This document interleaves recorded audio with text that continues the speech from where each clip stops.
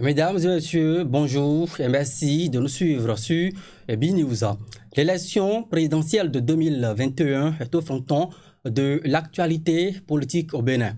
Et cette semaine qui s'achève, la Sénat a tenu une rencontre avec les partis politiques. L'institution en charge de l'organisation des élections propose un parrainage des élus sous anonymat à travers un formulaire nominatif individuel. Mais ce mécanisme pratique du parrainage divise profondément les acteurs politiques au Bénin. Certains craignent l'avènement d'un marché de parrainage de corruption avec une fragilisation des formations politiques. Pour d'autres, il s'agit d'une clé d'ouverture pour une élection inclusive. Les deux partis se sont donc séparés dos à dos et le différend pourrait bientôt être déféré devant la Cour constitutionnelle très prochainement pour arbitrage. Pour en parler, nous recevons pour vous M. Clotaire Olinide, expert électoral, membre fondateur du parti Bloc républicain, conseiller technique au ministère de la Communication et de la Poste. M. Clotaire Olinide, bonjour. Bonjour, Monsieur Tchouboui. Merci d'avoir accepté notre invitation. C'est un plaisir. Avec vous, nous parlerons également brièvement de la loi sur le financement des partis politiques, puisque le sujet a été évoqué également la semaine à la Sénat. Également, nous ferons quelques tours d'horizon de l'actualité socio-politique. Pour m'accompagner sur ce plateau, je suis avec Landry Breton. Bonjour. Bonjour Joël, ce matin. Ça va très bien. Et je voudrais revenir rapidement sur les propos du président de la Sénat qui disait cette semaine nous ne votons pas les lois, nous ne les interprétons pas. J'y arrive. La suite, vous en savez quelque chose. Selon vous, qu'a fait la Sénat cette semaine? Merci beaucoup. Je voudrais, avant de répondre à votre question, saluer tous ceux qui suivent BNews. J'ai également l'habitude de vous suivre de temps en temps sur les réseaux. C'est la première fois que j'ai l'honneur de venir dans vos studios. Je me rends compte que vous êtes très bien installés, que vous faites du bon travail. Je vous en félicite. Merci beaucoup. Alors, ceci dit, oui, la Sénat n'a pas pour rôle ni de voter les lois, ni de les interpréter, mais de les appliquer. Voilà. Pour ce qui concerne spécifiquement les élections qui sont dont l'organisation est du ressort de la Sénat. Et donc, comme à l'accoutumée, la Sénat a pris un certain nombre de décisions conformément à sa compréhension du code électoral. Alors, lorsqu'on parle de compréhension du code électoral, ça signifie que le code électoral n'est pas tout à fait clair sur certains aspects. Et bien entendu, une loi ne peut jamais aller dans tous les détails. C'est pour ça que parfois, lorsqu'on a fini de voter une loi, on demande de prendre des décrets d'application. Alors, pour ce qui concerne le code électoral, c'est la première fois que la question du parrainage est instituée dans le code électoral. Et je n'ai pas souvenance que le code est prévu qu'il y ait des décrets d'application. Bon, à partir de ce moment-là, les aspects sur lesquels la loi n'a pas été suffisamment claire et où il n'y a pas de décret d'application, la Sénat, bien entendu, est tenue de prendre des décisions et des dispositions pour faire savoir comment est-ce qu'elle compte appliquer ces aspects-là. Et donc, c'est ce que la Sénat a fait en disant comment elle compte appliquer le principe, les modalités d'application du parrainage. Donc, ce n'est pas une interprétation au sens formel du terme, tel que les juristes le conçoivent, mais ça n'en est pas très loin, puisque en réalité, la Sénat a essayé de traduire en termes pratiques les questions sur lesquelles la loi n'est pas totalement claire.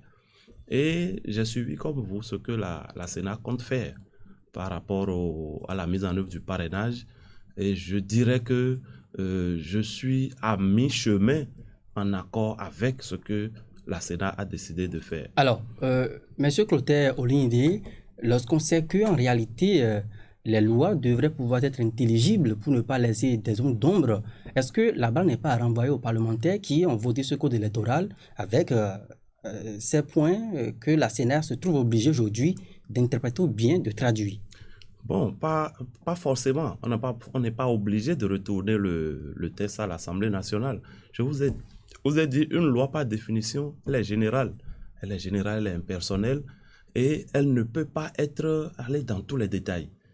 Et c'est pour cela qu'il y a des structures qui sont chargés de l'appliquer, il y a d'autres qui sont chargés de l'interpréter ou de régler les différends qui pourraient survenir au cours de l'application. C'est pourquoi il y a la Cour constitutionnelle, il y a la Cour suprême pour ce qui concerne les élections. Et donc, dans le cas d'espèce, je ne pense pas qu'il soit nécessaire de retourner le code au Parlement. C'est une option, hein, c'est une option possible. Le Parlement qui a voté peut décider sur des aspects de revenir pour clarifier ou interpréter lui-même. Tout comme on peut laisser en l'état, la Sénat qui est chargée de l'appliquer l'applique, et puis les partis qui ne sont pas satisfaits de cette application s'en réfèrent à l'institution arbitre qui va dire ce qu'on doit comprendre alors de ces aspects. Alors, ce qui est sûr, nous attendons de voir si les partis politiques qui ne sont pas en accord avec la Sénat voudront donc bien voudraient quand même saisir la Cour pour l'interprétation appropriée. Mais vous disiez il y a un instant que vous êtes à mi-chemin d'être en accord avec la Sénat. Alors, selon vous, aspect électoral, qu'auriez-vous souhaité entendre de la Sénat que vous n'avez pas entendu? Alors, ce que je retiens de ce que la Sénat compte faire, c'est deux aspects essentiels par rapport à la mise en œuvre du système de parrainage. Le premier aspect, c'est que la Sénat va fournir aux parrains, c'est-à-dire les députés et les maires, va leur fournir des fiches personnalisées où les intéressés vont désigner leur parrain et procéder à la signature du document. Le deuxième aspect, c'est que cela va se faire sous anonymat. Alors, si sur le premier aspect, je suis en accord avec la Sénat, sur le deuxième aspect, par contre, j'ai beaucoup de réticence. Et pourquoi? Parce que la question de mettre ce parrainage sous anonymat, pour moi, est source de peu de transparence. Ça va être source de problèmes. Quel type de problème? Lorsque vous êtes un homme politique, vous devez être capable d'assumer les actes que vous posez. Cela participe également de la moralisation de la vie politique. On ne peut pas être un homme politique et se cacher pour poser des actes. On dit que vous devez parrainer des candidats, mais il faut les parrainer ouvertement, publiquement, pour que chacun sache dans quel cadre vous jouez. On ne peut pas être sur un terrain de jeu, avoir des équipes en compétition et dire que les supporters d'une équipe vont se cacher, vont rester dans les vestiaires pour supporter pendant que d'autres vont le faire à visage découvert. Non, chacun devrait être en mesure de prendre ses responsabilités. Vous savez, la réforme du système partisan qui est en train d'être mise en œuvre actuellement, elle vise un certain nombre d'objectifs. Un des objectifs, c'est de parvenir à clarifier le paysage politique. À assainir et à clarifier. De sorte à situer chacun dans le couloir où il évolue. Alors, si vous décidez d'être membre du bloc républicain, ça veut dire que vous restez dans le cadre des lignes que trace le bloc républicain. Parce que le parti doit être au-dessus des individus, quand bien même ce sont les individus qui contribuent au parti. Donc le parti doit être au-dessus des individus. Et si le parti prend une décision et que vous, individu, vous n'êtes pas en accord avec cette décision, il y a des cadres pour le faire savoir. Et si malgré tout vous ne vous y retrouvez pas, vous êtes libre de vous positionner autrement ou de vous positionner ailleurs. Mais il faut que cela se sache pour que vous ne deveniez pas, au sein de votre propre parti, l'adversaire. Donc chaque parti doit savoir de façon claire qui suit la directive du parti ou pas, et s'il y a des sanctions à prendre, les prendre clairement. Nous sommes aujourd'hui à un carrefour, parce que le système est en cours d'implémentation. Contrairement à beaucoup de gens qui pensent que la réforme s'est terminée, non, nous sommes même au début de la réforme. Et il va falloir un certain nombre d'évolutions avant que cela se stabilise. Si encore à l'étape d'aujourd'hui, il y a des gens qui estiment que là où ils se sont engagés, ils ne s'y retrouvent pas à l'aise, c'est le moment pour que, ouvertement, ils passent ailleurs et qu'on le sache. D'ici à là, les partis vont décider de qui va être leur candidat. C'est facile que ça, hein, de passer ailleurs. Mais on ne le fait pas pour que ça soit facile. La réforme n'est pas faite pour être facile, justement. Mais il faut la faire pour que désormais on sache qui est qui et qui fait quoi. Ça va limiter, justement, le second aspect qui fait que je ne suis pas du tout d'accord, c'est la question de la marchandisation. la question de la corruption électorale. Oui. Les gens vont se mettre à acheter des parrains parce que c'est caché. Oui, on va peut-être y revenir tout à l'heure en profondeur. Mais déjà, nous sommes à l'épreuve du parrainage. Avec l'interprétation de la Sénat, avons-nous fait un bond dans le bon sens, selon vous? Oui, c'est pourquoi je vous disais tantôt que je suis à mi-chemin, d'accord avec la décision de la Sénat. Vous savez, si on voulait rester dans l'absolu, c'est-à-dire que dans les principes purs et durs, même le fait de vouloir individualiser, je n'aurais pas été tout à fait d'accord. Comme l'a signalé le député Gounou. Parce que vous ne pouvez pas être d'un parti politique, être élu d'un parti politique.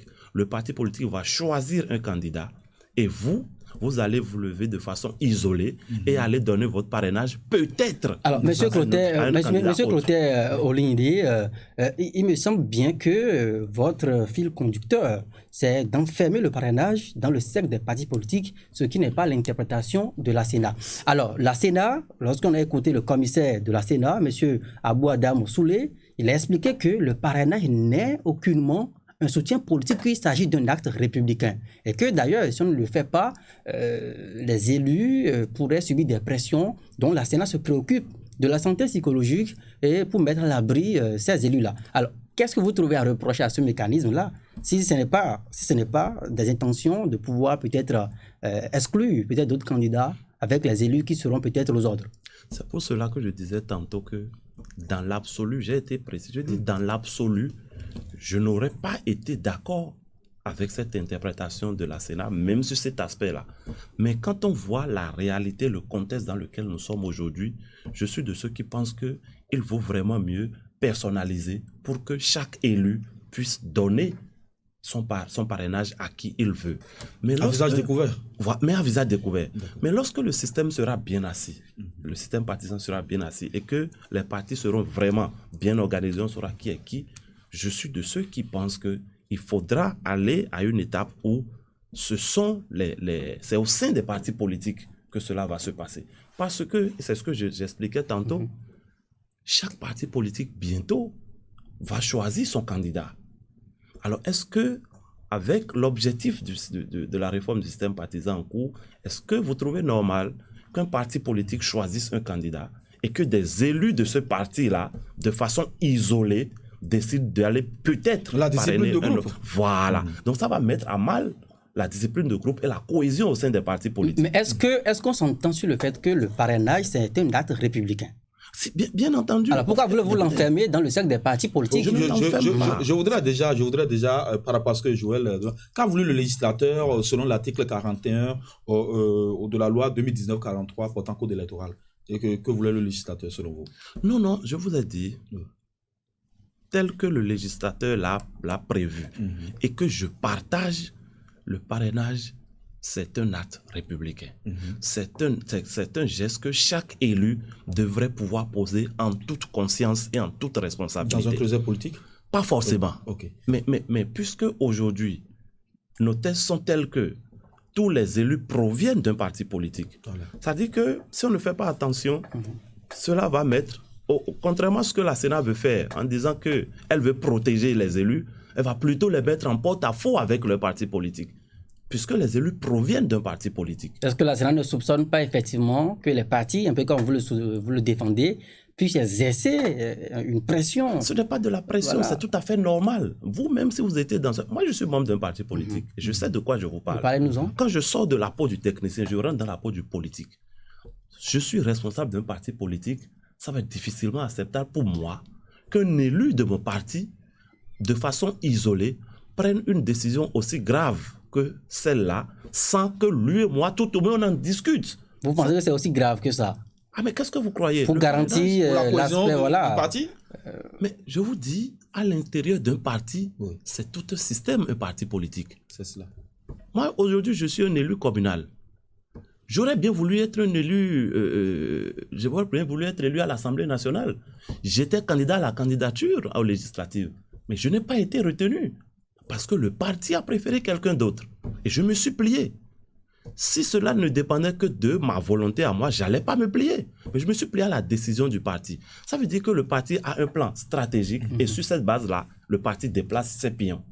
Donc, parrainer un candidat pour une élection présidentielle, c'est un acte grave. Alors, M. Clotaire, le parti a intérêt à avoir un regard. Clotaire Olindé, on a entendu même le chef de l'État, on a entendu le ministre de la Communication, M. Alain Roula, et certains quand même leaders de la mouvance à laquelle vous appartenez, défendre que les élus peuvent aller offrir leur parrainage aux candidats de leur choix. Je ne dis pas le contraire. Alors, je ne comprends pas. C'est pas lisible. Ce que vous dites, c'est pas lisible. Je vais vous dire de façon peut-être plus claire. Je dis, chaque élu, institut personnel, est libre de donner son parrainage. D'accord?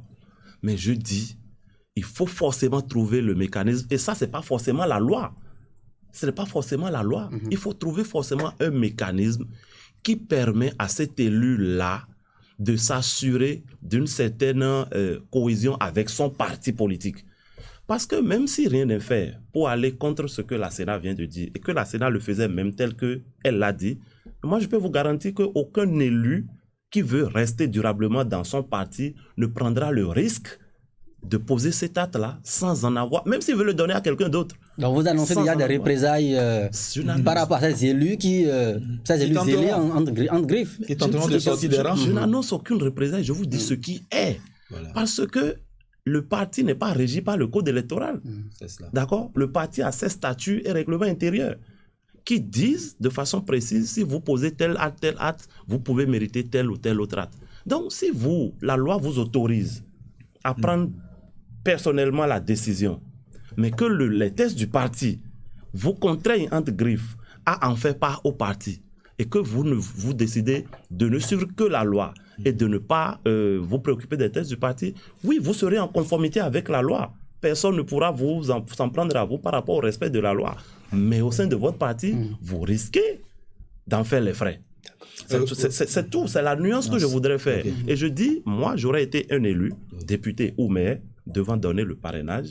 Avant de poser cet acte qui est individuel, je vais prendre la précaution d'en discuter avec mon parti. Même si je veux donner le parrainage à un candidat autre que celui désigné par le parti. Quitte à ce que le parti me dise, OK, pour telle ou telle raison qui nous sont propres, vas-y, tu peux le faire et on te garde quand même. Ou alors, fais-le, mais tu sais que tu quittes le parti. Ne craignez-vous pas un schéma où les élus fassent part de leur intention de parrainer un candidat, je suppose un candidat de l'opposition au sein de leur parti, de la mouvance, et que ces partis font donc blackout sur ces intentions, et finalement qu'on se retrouve dans un schéma où effectivement aucun candidat de l'opposition n'obtienne ce parrainage pour aller aux élections. Moi, je ne suis pas dans ce débat, excusez-moi de le dire comme ça. Le débat de exclusion de l'opposition, personnellement, j'ai dépassé ce débat depuis longtemps. Quand j'entends les gens continuer d'en parler, honnêtement, excusez-moi, ce n'est pas pour mépriser les autres, mais ça me paraît suranné. Puisque il faut partir de d'où est-ce que tout ça est parti et comment est-ce que ça a évolué. Aujourd'hui, me dire qu'on exclut l'opposition du parrainage, je dis, mais c'est pas juste. C'est pas juste. Si vous voulez, on peut revenir là-dessus et dire ce qui n'a pas marché. On fera le débat. On pourra y revenir si vous voulez. Mais là où on est aujourd'hui, moi, je fais un débat de principe, un débat de réel. Je ne fais pas un débat de vue de l'esprit. Parce que la loi, elle est là. Elle a fixé les parrainages, comment ça doit se passer. Si ce que je suis en train de vous expliquer se passe et qu'on se retrouve avec des candidats de l'opposition seule ou des candidats de la mouvance seulement ou de l'un ou de l'autre camp, moi, ça m'est égal. L'essentiel, c'est que ce qui a été prévu soit respecté. Donc, mais c'est pas moi. D'accord. Dites-nous, la loi était-elle aussi imparfaite que ça? Pourquoi il y a si tant d'interprétations sur nos lois électorales si nous remontons au certificat de conformité et tout ça? Il n'y a pas d'imperfection dans les lois. J'ai toujours dit, et je le répète encore aujourd'hui devant vous, il n'y a pas de bonne ou de mauvaise loi. Une loi qui ne sert pas à la République. Une loi, lorsqu'elle est adoptée dans les règles, les procédures requises par les personnes requises, et les lois de la République, elles s'imposent à tous. On l'applique. Et si à l'application, on se rend compte qu'il y a des choses à corriger, on les corrige. Vous pensez que moi qui ai fait de l'opposition au président Boni Yahi, j'étais content par rapport à toutes les lois qui ont été votées en son temps? Mais la majorité des députés a voté, ça s'applique. Alors, lorsque des gens se lèvent pour dire la loi, elle est mauvaise. Nous faisons de la résistance. Il n'y a pas de résistance dans une démocratie. Il y a mouvement, il y a opposition. On dit, nous sommes de la résistance, nous refusons de nous conformer aux lois. Ils ont fait l'option de se mettre en marge de la République. On va tout à l'heure évoquer ça. On va évoquer le sujet tout à l'heure. Vous dites que vous êtes exclu et qu'on doit parler. Moi, je ne fais plus ce débat-là. Le temps évolue très vite. Joël, une dernière question. Et dites-nous, avec votre double casquette, conseiller technique, membre du Bloc républicain, dites-nous, la position de l'honorable Gounou Abdoulaye était la position du Bloc républicain? Voilà, j'allais justement en venir là. Vous savez, les partis ont été invités par la Sénat et a priori, les partis ne savaient pas ce que la Sénat allait leur dire en y allant. Donc, lorsque la Sénat a expliqué ce qu'elle voulait faire, les représentants des partis politiques ont donné leur point de vue. Donc, l'honorable Gounou, en tant que représentant du Bloc républicain, a donné son point de vue par rapport à ce qui a été dit par la Sénat. Bon, maintenant, par la suite, cette position-là pourrait devenir la position du Bloc républicain.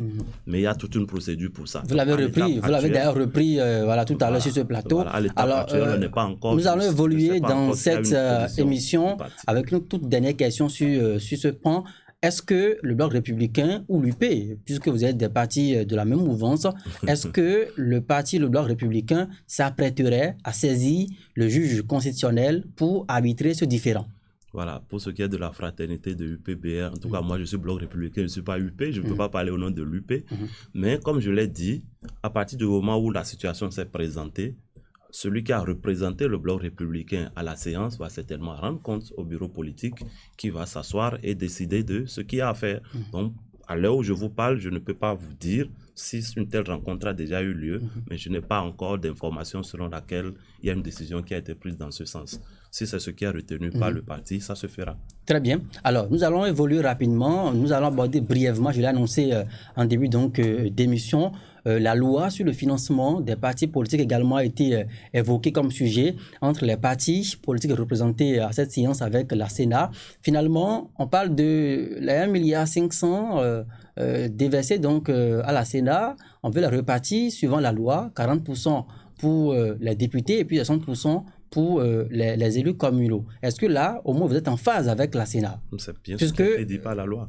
À partir du moment où, sur cette question-là, la loi était très claire, la Sénat n'avait pas d'autre choix que de dire ce qui est écrit dans la loi. Il n'y avait pas d'interprétation possible. On a également entendu qu'en maille de cette séance-là, on a écouté Maître Cyril Djekui du parti UDBN qui n'a pas caché son amertume parce qu'il a évoqué qu'au sein, en octobre 2019, alors que le dialogue politique avait été organisé, que les délégués à ce dialogue politique-là avaient demandé qu'on puisse créer une période transitoire pour que tous les partis politiques puissent bénéficier de ce financement public en attendant une application rigoureuse, quitte à ce que tous les partis puissent avoir l'occasion de prendre part aux élections. Ça n'a pas été fait et visiblement, là encore, les partis se sont séparés sur un sentiment d'amertume. Non, sur cet aspect-là, une chose est le souhait qui a été émis par certains partis politiques au moment du dialogue national. Une autre est ce qui a finalement été retenu, parce que ce qui est reconnu, c'est ce qui est écrit dans la loi. Donc, à partir du moment où la loi n'a pas retenu cela comme Maître Djekui est en train de le dire, il ne peut pas s'en prendre à la Sénat d'appliquer la loi. N'est-ce pas une peut-être trahison de l'esprit du dialogue politique? Non, vous avez bien dit l'esprit du dialogue. Vous savez, au dialogue politique, il y a beaucoup d'aspects qui ont été débattus. Mais ce n'est pas tout ce qui a été débattu qui a été retenu. Et ce n'est pas tout ce qui a été retenu tel que chacun l'aurait souhaité. Un dialogue, chacun donne sa position, mais après on fait la synthèse, on retient quelque chose, et c'est finalement ce qui est mis dans la loi qui est appliqué. La loi l'a votée depuis, mais on n'a jamais entendu que c'était contraire à ce qui avait été retenu. Donc ce n'est pas aujourd'hui où la cagnotte est disponible que certains se rendent compte qu'ils n'ont pas pu remplir les conditions pour en bénéficier, qu'il faut trouver qu'il y a eu trahison. Moi, je ne suis pas de cet avis-là. Oui, nous allons évoluer dans ce débat qui est presque à sa fin. Et le chef de l'État a effectué une sortie tout récemment.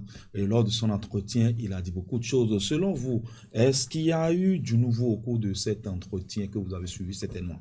Non, ce que je constate de façon globale de l'entretien que le chef de l'État a accordé à Jeune Afrique, c'est que le chef de l'État est resté droit dans ses bottes. Il est resté fidèle à sa ligne depuis le départ. Et ça, c'est une qualité qu'il faut saluer. Il n'a pas fait de langue de bois, il n'a pas cherché à biaiser avec les questions. Il a dit ce qu'il pense, il a dit ce qu'il a toujours dit. Donc moi, ce que j'attends personnellement d'un homme politique, ce n'est pas qu'il nous en sorte chaque jour de nouveau, mais c'est qu'il nous rassure par rapport à sa cohérence dans ce qu'il est en train de faire. Vous savez, on peut avoir des approches différentes, des visions différentes, et quand quelqu'un vient, ce qu'on lui demande, c'est de mettre en œuvre sa vision, de mettre en œuvre sa gouvernance, et puis après, à la fin, on va apprécier. Donc, alors vous pensez que quand le chef de l'État... avec lui, mais c'est sa vision. Alors quand le chef de l'État parle de la démocratie béninoise aujourd'hui avec un parlement constitué exclusivement des députés qui soutiennent son action, lorsque on sait qu'au niveau des conseils communaux également, nous parlions il y a un instant de ce principe du parrainage. Aujourd'hui, l'opposition à elle seule n'est pas en capacité de parrainer ses candidats et qu'on crie, les OSC crient à une élection exclusive en 2021, alors qu'il y a également des critiques sur la qualité de la justice qui est rendue. Alors lorsque le chef de l'État sort dans ce contexte-là et puis assume publiquement son impopularité avant le triomphe, bien sûr, est-ce que vous pensez qu'il a dit toute la vérité? Je pense simplement que le chef de l'État est dans le structurel et dans le rationnel, pendant que d'autres sont dans le conjoncturel et dans l'émotionnel. On ne fait pas de la politique pour une période. On construit un État sur la durée. Vous verrez que tous les choix du président Patrice Talon sont des choix rationnels et durables. Il veut faire dans l'efficacité et dans le durable. Donc, pendant que le chef de l'État voit loin devant, beaucoup s'accrochent à voir aujourd'hui. C'est comme si le chef de l'État avait décidé délibérément d'écarter certains, de remettre la démocratie en cause le temps qu'il est là. Et après, non, nous sommes tous d'accord, tous acteurs politiques confondus, depuis des années, que notre système politique a montré beaucoup de limites et qu'il faut le réformer. Le chef de l'État a fait l'option de le réformer. Il a pris des décisions fortes. Ici, Campon, il y travaille. Et c'est demain, c'est dans la durée que nous allons nous rendre compte de la pertinence des choix qui sont en train d'être faits. Pour l'instant, il y a des contingences qui font que certains se plaignent. C'est normal. Je ne peux pas recevoir des coups et ne pas pleurer. Mais avec le temps, on se rendra compte qu'on est sur la bonne. Une bataille pour la présidentielle 2021 J'attends d'abord de voir les candidats, puisque moi, je vous dis, jusqu'à l'heure où je vous parle, je ne sais pas qui seront candidats, qui auront les parrainages. Alors, quand on aura vu les parrainages et les candidats, Clotaire Olunide, vous m'excusez même d'être aussi brutal dans la question, allez-y. mais est-ce qu'en tant qu'acteur politique, vous n'avez pas honte d'assumer ces choses-là publiquement sur un plateau alors que nous sommes à 6 mois d'une élection présidentielle? Aux États-Unis, on a quand même vu depuis un an avant, on connaît déjà les visages qui assument les partis, les idéologies, mais au Bénin, à 6 mois, les acteurs politiques sont dans la complaisance, on ne connaît rien, on n'a pas aujourd'hui en tant que journaliste les projets, l'offre politique des candidats pour débattre. Alors, comment dans ces conditions-là, les acteurs politiques continuent d'assumer ces positions? Alors, si on n'a pas les projets des candidats ou des partis politiques, c'est la faute à qui? Je vous pose la question. Vous êtes acteur politique. Justement, et moi, je vous dis, allez prendre les tests du parti Bloc républicain et vous verrez le projet de société du Bloc républicain. Sortez-nous votre candidat, c'est ce que je veux dire. C'est un processus qui mène à 6 mois des élections. Nous sommes déjà en retard. Vous pensez qu'on est obligé de sortir le candidat à 1 an? Non. La loi oblige, la Constitution oblige à ce que, à la date de dépôt des candidatures, que nous connaissions les candidats. Avant cela, si un parti est prêt à faire connaître son candidat, libre à lui. Mais ce qu'on demande plutôt au parti, c'est déjà de connaître leur projet de soutien. Parce que c'est un projet que le candidat va porter. Et nous travaillons. Et à 6 mois, on ne connaît rien. On ne sait rien. Qui sera candidat? C'est l'omerta totale.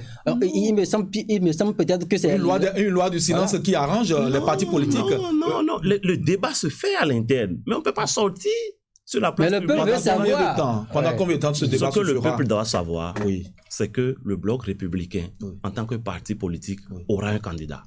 L'Union progressiste, en tant que parti politique, aura certainement un candidat, ainsi de suite. Ça peut être, je viens. Oui. Voilà, je dis, ça pourrait dire, il y aura probablement un candidat. Ce qui peut être parmi les personnes connues à l'interne ou qui peut être externe au parti. Le parti fera son choix. D'accord? Mais avant cela, ce à quoi vous devez vous intéresser, c'est quel est le projet de société que prône le Bloc républicain? Quel est le projet de société que prône l'Union progressiste, ainsi de suite? C'est sur ces ce candidat portera déjà... forcément le projet du Bloc. Évidemment. Si vous n'avez pas encore un candidat, comment est-ce que l'on peut coller à celui-là le projet du Bloc républicain? Nous allons évoluer dans ce débat. Dites-nous. Vous voulez déjà voir des personnes? Oui, justement, c'est bien cela. Nous devons sortir de la personnalisation trop forte de la politique et aller vers les visions. J'ai une question pour vous. Avec les propos du chef de l'État, pensez-vous que le parrainage est ouvert désormais? Je vous ai dit mon point de vue. Pour moi, le parrainage, il est ouvert. Il est ouvert. Avec les propos du chef de l'État? Oui. Non, au-delà même des propos du chef de l'État. Même quand vous regardez le code électoral dont la Sénat vient de dire comment elle va les appliquer, je vous dis, le parrainage est ouvert. Mais dans le même temps, personnellement, j'estime que cette ouverture-là ne doit pas faire l'impasse sur les positions des partis politiques. Les conflits entre élus et partis, vous n'acceptez pas. Alors, nous allons finir cette émission avec une toute dernière question. Nous savons que dans la mouvance présidentielle aujourd'hui, il y a deux grands partis politiques, l'UP et le BR, mais à côté, il y a d'autres partis satellites. Non, comme, pas satellites, ce sont des partis à part alors, entière. il y a des partis quand même qui soutiennent encore le chef de l'État, le PRD, l'UDBN, l'ULBN. Alors, aujourd'hui, on semble de plus en plus attribuer une posture critique au PRD dans cette mouvance-là. Qu'est-ce que vous avez à dire par rapport à cette position, puisque le parti estime que tout le temps, les deux grands partis, d'ailleurs le bloc républicain en fait partie, lui donnent des coups bas? Non, le PRD a dit lui-même qu'il va être critique. Ce n'est pas quelqu'un qui lui attribue d'être critique. Il l'a dit, il l'a assumé. C'est son choix au PRD. Moi, j'étais à l'origine de la constitution du bloc républicain. Et je sais qu'au départ, le PRD était avec nous dans le processus.